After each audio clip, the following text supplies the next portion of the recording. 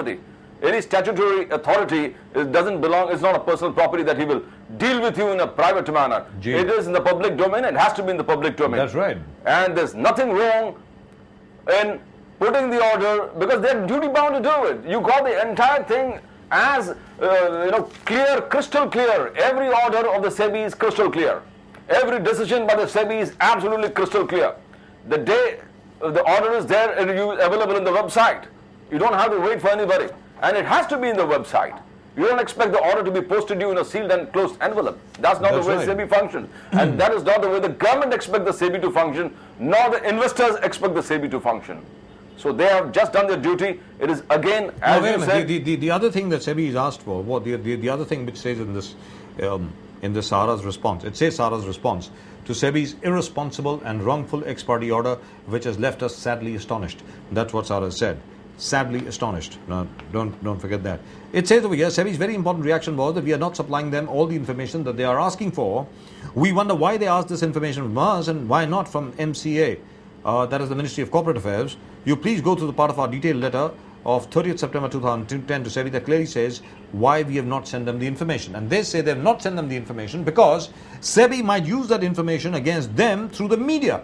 And it says over here, inside information from SEBI's internal people says that if we give all the information ourselves to SEBI, that is Securities and Exchange Board of India, Securities and Exchange Board of India would take action against Sahara through media to disturb Sahara establishments. If SEBI takes all the information from Ministry of Corporate Affairs, they won't be able to act against Sahara. Now, this sounds kind of far-fetched. I mean, I don't know what to say. This is like what? Alice in Blunderland. Not even Wonderland. I mean, this is like crazy. What's going on here? I mean, they lost it.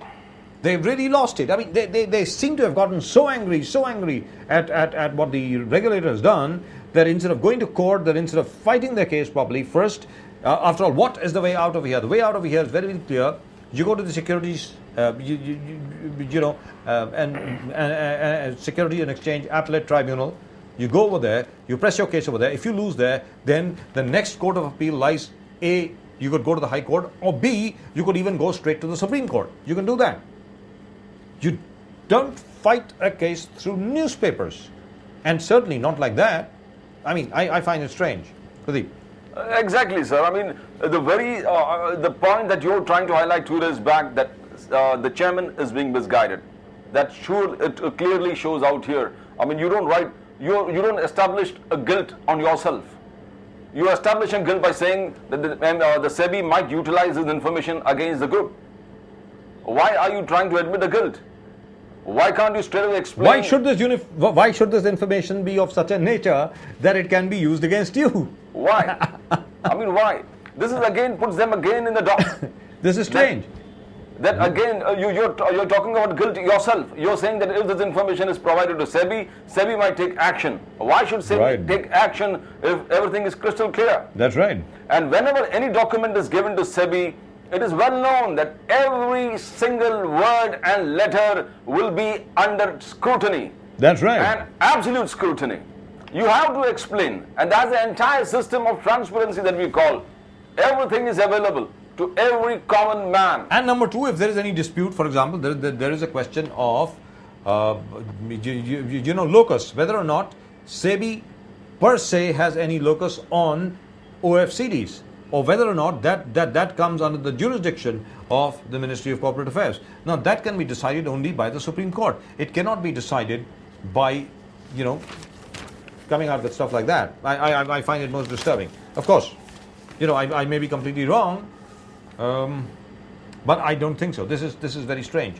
This is really and truly strange. And if indeed it is true, if what Sahara alleges, that there are certain people in SEBI who have their knives into them, then this particular thing could possibly only act to antagonize them further.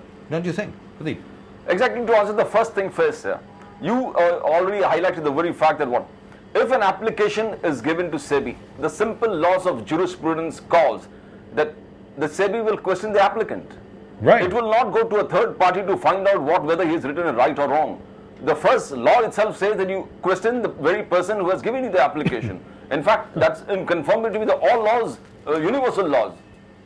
You don't, when you have applied, I will ask you, the SEBI has, and all the time with all the companies, you talk about any company, it asks the companies to explain this particular figures, to explain this particular query that they have. They will Right. not ask a third party on an application that you have put up. I mean, this kind of, what is there to hide? The point is, what is there to hide? If something is furnished by yourself, by the applicant itself, and the SEBI puts a question mark and asks you, what is this? Then you are supposed to answer it.